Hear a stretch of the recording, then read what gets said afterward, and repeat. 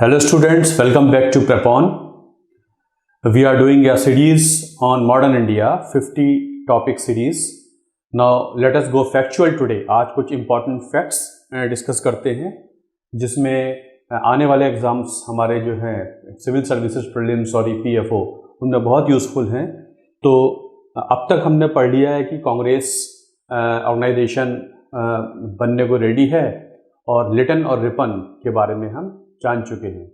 Now let us go for beginning of freedom struggle, but before that let us know certain factual information about Congress and pre Congress organisations. तो कहने का मतलब ये है कि कांग्रेस कोई पहला ऑर्गेनाइजेशन नहीं था इंडिया में। कांग्रेस के बनने के 50 साल पहले से ये एक्टिविटी चलती आ रही थी और यहाँ से एक आध क्वेश्चन एग्जाम्स में आ ही जाता है। तो let us see pre Congress organisations useful for prelims 2021 and also for EPFO 2021. The first organization that came into being was Landholder Society 1837 or Zamindari Association, also called Zamindari Association. इसको जमींदारी association भी कहते थे, also called Zamindari Association or Landholders Society. It was the first political organization founded by Dwarka Nath Tagore. Primarily इसके founder थे Dwarka Nath Tagore, Prasanna Kumar Tagore, Radhakant Dev. Dwarka Nath Tagore was in the forefront. ये zamindar class ने बनाई है अपने क्लास इंटरेस्ट के लिए। अभी ये नहीं कह सकते कि ये लोग आम जनता के इंटरेस्ट के लिए काम कर रहे हैं, बट ओबियसली पॉलिटिकल बॉडीज तो बनने लगी हैं जब अपनी बात आगे रखने के लिए लोग आगे आए हैं। So the first political organization that came into being around that time was the land holder society और this one zamindari association. Dwarka Nath Tagore, grandfather of Rabindranath Tagore. तो ये पहली बॉडी बन जाती है। फिर बनती है Bengal British India society 1843। Pre Congress organisations में और कांग्रेस में भी ऐसे काफ़ी फॉरेनर्स भी इंस्ट्रूमेंटल हैं जिन्होंने काफ़ी काम किया है।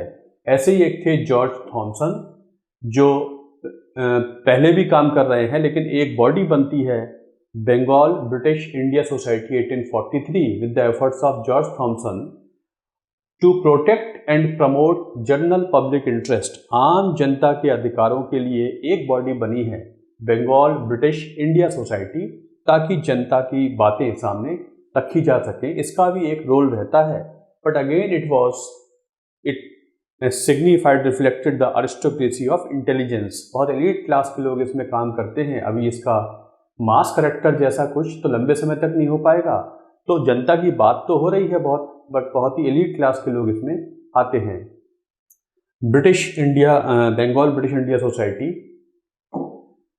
Then in 1851 there was founded the British Indian Association, a very important body. In 1851 the Landholder Society जो द्वारका नाथ टैगोर की है और जॉर्ज थॉमसन वाली जो British Bengal British India society है, ये मर्ज हो जाती हैं और बनती है British Indian association. Very important body.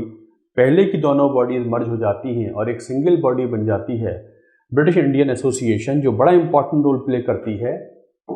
और द प्रेसिडेंट, जो पहले प्रेसिडेंट हैं इसके कमेटी के, वो हैं राधाकांत देव। ये याद रखना होगा, अभी 1-2 साल पहले ये प्रीलिम्स में भी आया था। Radhakant Dev was the first president of British Indian Association, while Devendra Nath Tagore, father of Rabindranath Tagore, was its secretary. ये बहुत ही इंपॉर्टेंट बॉडी है British Indian Association. Radhakant Dev का आपको नाम याद होगा। राधाकांत देव वो व्यक्ति थे जो राजा राम मोहन रॉय के अगेंस्ट थे। When Ram Mohan Roy got past Sati abolition act, तो राधाकांत देव ने एक धर्म सभा बनाई थी। वो अपोजिशन में थे कि सती अबॉलिशन नहीं होना चाहिए। तो इस बॉडी के प्रेसिडेंट हैं राधाकांत देव और देवेंद्र नाथ टैगोर इसके सचिव हैं, सेक्रेटरी हैं। इस संस्था का न्यूज़पेपर था this Hindu Patriot, very important body, Hindu Patriot. Radhakant Deb से समझ गए होंगे आप कि कंजर्वेटिव थॉट के थे वो। तो हिंदू पैट्रियट नाम का अखबार ये निकालते थे। एडिटर इसके हुआ करते हैं हरीश चंद्र मुखर्जी। तो British Indian association was very very important body जो इंपॉर्टेंट रोल प्ले करने लगी है सबसे पहले 1851 में। अब 1853 में एक चार्टर एक्ट भी आने वाला है, आपको याद होगा 1833 में आया था, 20-20 साल में आते थे। अब जब चार्टर एक्ट आने को है तो ब्रिटिश इंडियन एसोसिएशन ये जो बॉडी है और बॉडीज़ के साथ जैसे मद्रास नेटिव एसोसिएशन है, ये सारी बॉडीज़ जाकर एक पिटीशन देते हैं लंदन में कि 1853 के चार्टर एक्ट में ये चेंजेस होने चाहिए। So these bodies they sent their delegation to England कि 1853 का चार्टर एक्ट पास होने वाला है, इसमें ये चेंजेस होने चाहिए। प्रमुख भूमिका निभाती है उसमें British Indian association and Madras native association. एक जॉइंट डेलीगेशन जाता है इन बॉडीज़ का जो इंडियन ब्रिटिश पॉलिसी को या थॉट को इन्फ्लुएंस करने की कोशिश करता है। उधर दादा भाई नौरोजी तो बिजनेसमैन हैं, इंग्लैंड में काम करते हैं, लेकिन बहुत सारे स्टूडेंट्स भी वहाँ पढ़ रहे हैं लाइक फिरोज शाह मेहता एट्सेट्रा। तो ये सब मिलके दादा भाई नौरोजी की लीडरशिप में एक बॉडी बनती है east India association in London. So the first important body that was founded outside India was east India association भाई दादा भाई नौरोजी। और पर्पज ये था कि वहाँ पर एक प्रोपेगेंडा चलाएं, इंडियन कॉज को पॉपुलराइज करें, इंग्लैंड की पब्लिक फीलिंग को अपने लिए इन्फ्लुएंस करें, इसलिए एक बॉडी वहाँ काम करती थी east India association founded by दादा भाई नौरोजी। भारतीय स्टूडेंट्स वहाँ पर काफ़ी एक्टिव 1860 से ही होने लगे हैं। तो एक बॉडी बनती है इंग्लैंड में ईस्ट इंडिया एसोसिएशन बाय दादा भाई नौरोजी। फिर बनती है बड़ी इंपॉर्टेंट बॉडी पूना सार्वजनिक सभा। पूना सार्वजनिक सभा was founded in 1870 by M.G. Ranade, G.V. Joshi, H.S. Chiplankar and with Bhavan Rao Shrinivas Rao as the first president. इसके पहले प्रेसिडेंट हैं भवन राव श्रीनिवास राव। बहुत एमिनेंट पर्सनैलिटी हम नहीं कह सकते, बट कभी कभी ऐसे अध्यक्ष आ जाते हैं, जैसे यूपीएससी में प्रीलिम्स में आ गया था कि राधाकांत देव ब्रिटिश इंडियन एसोसिएशन के पहले प्रेसिडेंट थे। ऐसे ही इस बॉडी के जो बड़ी फेमस बॉडी मानी जाती थी, इसके पहले प्रेसिडेंट थे Bhavan Rao Shrinivas Rao first president, but M G. Ranade played a very very important role in Poona Sarvajanik Sabha. It prove to be the most important body in western India. पत्रिकाएं निकालते हैं और पॉलिटिकल कॉन्शियसनेस के लिए काम करते हैं। ये बड़ी इंपॉर्टेंट बॉडी है और वेस्टर्न इंडिया में बड़ा इंपॉर्टेंट रोल प्ले कर रही है। Other important members later on will be Gangadhar Tilak, Gopal Hari Deshmukh, जिनको लोक हितवादी भी कहते हैं। गोपाल हरि देशमुख को लोक हितवादी भी कह देते हैं। तो गंगाधर तिलक और ये और इसके इंपॉर्टेंट मेंबर्स हैं। The Sabha represented to the government interest of the peasants and oppose the forest laws, salt laws and press laws. ये पब्लिक के लिए काम करती है और वो सारे गलत कानून जो भारतीयों के फेवर में नहीं हैं उनको ख़त्म करने का काम करती है। इस समय तक फॉरेस्ट लॉज बनाए जा चुके हैं। इंग्लैंड की जो इंग्लिश सरकार है भारत में, उसने फॉरेस्ट पे कब्जा कर लिया है और फॉरेस्ट प्रोड्यूस पे कब्जा कर लिया है। इसलिए आप देखेंगे 1850s के बाद बहुत सारे ट्राइबल मूवमेंट्स भी बहुत होने लगे हैं। पहले भी होते थे, 50s के आसपास बहुत ज़्यादा होने लगे थे जब फॉरेस्ट लॉज बनते जा रहे थे। और 1850s से लेकर 1927 तक तो फॉरेस्ट लॉज में काफ़ी चेंजेस आए हैं। तो ये सारे चीज़ों को आगे ला रहे हैं। प्रेस लॉज है, सॉल्ट लॉज है, जिसके लिए बड़ी बखूबी से काम किया है पूना सार्वजनिक सभा ने। Very very important fact, the Sabha even encouraged स्वदेशी and sent its member G.V. Joshi. G.V. Joshi को उन्होंने भेजा है दिल्ली दरबार में। आपको याद होगा मैंने आपको बताया था लिटन के समय एक दिल्ली दरबार हुआ था to announce royal titles act। इसमें G.V. Joshi has gone there as a representative of Poona Sarvajanik सभा in hand spun khadi attire, मतलब हाथ से बुने हुए कपड़े का अटायर में वो गए हैं। स्वदेशी को प्रमोट करने का एक सिंबॉलिज्म है उनकी तरफ से। एट द दरबार G.V. जोशी रेड आउट ए साइटेशन। और देखिए बड़ा इंपॉर्टेंट है, यहाँ पर G.V. जोशी ने एक साइटेशन पढ़ा है कि her majesty to grant to India the same political and social status as is enjoyed by her British subjects. भारतीयों को भी वही रुतबा, वही स्टेटस दिया जाए जो कोइन के, विक्टोरिया कोइन है इस समय, जो कोइन के ब्रिटिश सब्जेक्ट्स का रुतबा या स्टेटस होता है। ये डिमांड की as early as 1877 when Victoria became the queen empress of India, he was there. मतलब Poona Sarvajanik Sabha was so active कि they went over there and presented their demand as early as 1877 कि हमको भी वही स्टेटस दिया जाए, क्वीन के सब्जेक्ट्स के बीच में भेदभाव होना नहीं चाहिए। तो GB Joshi was there who represented Poona Sarvajanik Sabha in this particular body. अब 1876 में बनती है Indian Association which played a very very important role Calcutta में, founded by Surendra Nath Banerjee and Anand Mohan Bose. Surendra Nath Banerjee civil services qualify नहीं कर पाए हैं, फ्रिवोलस ग्राउंड पे बोस आगे नहीं बढ़ पाए थे, तो सुरेंद्र नाथ बनर्जी और Anand Mohan Bose played a very important role in founding Indian Association with the objective of promoting political, intellectual and material advancement of people. अब आम जनता के अधिकारों के लिए काम करना शुरू करेगी इंडियन एसोसिएशन। हर एंगल को व्यक्ति के तौर पे विकास होना चाहिए, एलीट क्लास को आगे लाएं, जनता की बात आगे सामने रखें, लोगों में पॉलिटिकल कॉन्शियसनेस डेवलप करें। मतलब वही सारी चीज़ें जो कांग्रेस आगे चल के करेगी वो कुछ झलक दिखने लगी है इंडियन एसोसिएशन में। Developing a strong public opinion, promoting Hindu Muslim friendship, कितना इंपॉर्टेंट फीचर है जो इंडियन एसोसिएशन उस समय से सोचने लगी है। Establishing contact with the masses, सबसे इंपॉर्टेंट एलिमेंट जो तिलक ने किया। And generating wider awareness amongst the Indian people, हर तरीके से लोगों को मोबिलाइज करने के लिए। It soon became very popular among the educated people. ये सबसे इंपॉर्टेंट बॉडी कांग्रेस से पहले बन जाती है और सुरेंद्रनाथ बनर्जी को माजनी ऑफ इंडिया भी कह देते हैं। जैसे यंग इटली मूवमेंट चला था इटली में, ऐसे ही इनको मैजनी ऑफ इंडिया भी कह देते हैं, inspired by Mazzini based on the conception of United India. जैसे यंग इटली मूवमेंट चला था, ऐसे ही यहाँ पर ये इस उद्देश्य से काम कर रही है, सभी लीडर्स को आगे लाएं और पूरे भारत के लिए डिमांड करना शुरू करेगी। तो it was Indian Association of Surendranath Banerjee.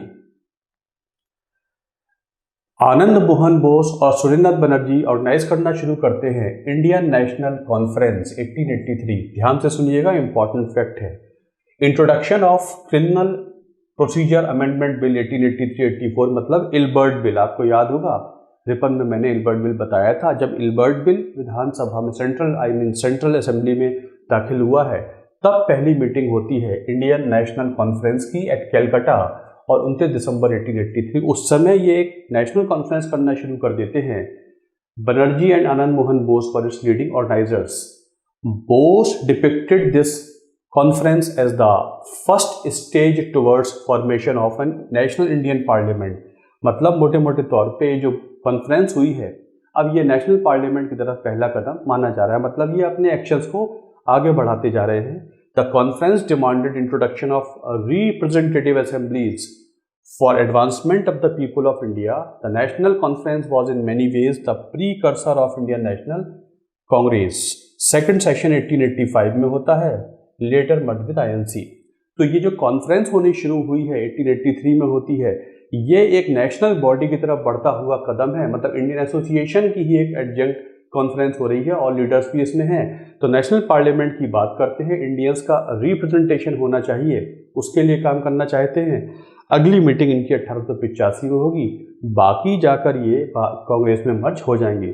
तो Indian national conference was one such meeting of various leaders, और यहाँ पर वो बातें होनी शुरू हो जाएंगी कि एक बॉडी बननी चाहिए।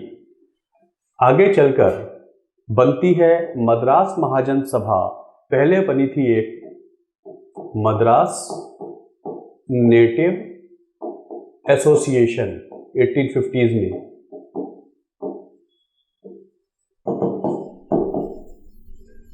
With Gajalu Chetty as the first president. ये बॉडी और British Indian Association together went to England जब 1853 का चार्टर एक्ट पास होने वाला है। बाद में जो मद्रास नेटिव एसोसिएशन है ये खत्म हो जाती है और फिर आगे चल के एक बॉडी आती है मद्रास महाजन सभा। मद्रास प्रेसिडेंसी में S Ramaswamy Mudaliar, Ananda Charlu, Veera Raghavacharya and G Subramania Iyer, ये लोग वो हैं जो पहले निकाला करते थे अखबार द हिंदू। हिंदू नाम का अखबार ये निकाला करते थे और जो हिंदू निकालते थे उन्होंने ही बनाई है Madras Mahajan Sabha. Around this time it was the most important political body in South India. So there was this Madras Mahajan Sabha. तो हम लोग बात कर रहे हैं उन बॉडीज़ की जो कांग्रेस से पहले बनी हैं। कुछ एक बॉडी और बनी है, इंडियन नेशनल सोशल कॉन्फ्रेंस 1887। इसकी बात मैं यहीं कर देता हूँ, बनी जो कांग्रेस के बाद है। Indian national social conference founded by M.G. Ranade and Raghunath Rao. ये बॉडी बनी है, it is considered as the social reform adjunct to INC। मतलब जो सोशल रिफॉर्म का काम है उसको करने के लिए बनी है एक इंडियन नेशनल सोशल कॉन्फ्रेंस 1887 में, founded by M.G. Ranade and Raghunath Rao. ये कांग्रेस के सेशन के साथ ही अपनी सब्सिडियरी बॉडी के तौर पे काम करती है। सेम पंडाल में दोनों सेशंस हो जाया करते हैं। तो it was the social dimension of Congress, because Congress initially social reform के चीज़ों को टेकअप नहीं करती है। तो एक सोशल रिफॉर्म का जो डायमेंशन है उसको रिप्रेजेंट करने के लिए M.G. Ranade started Indian national social conference. इस तरीके से ये बॉडीज़ हैं जो एक रिफ्लेक्शन देती हैं कि कांग्रेस के बनने से काफ़ी पहले पॉलिटिकल कॉन्शियसनेस, इंडियंस का रिप्रेजेंटेशन, सिविल सर्विसेज रिफॉर्म्स वगैरह होने चाहिए। As a matter of fact I should tell you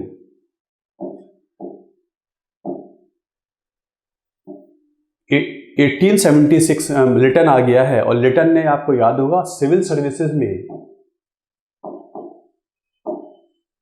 की एज रिड्यूस कर दी है 21 to 19 ईयर्स। मैंने आपको बताया था जब उसने किया है तो Surendranath Banerjee led an all India protest against Liton.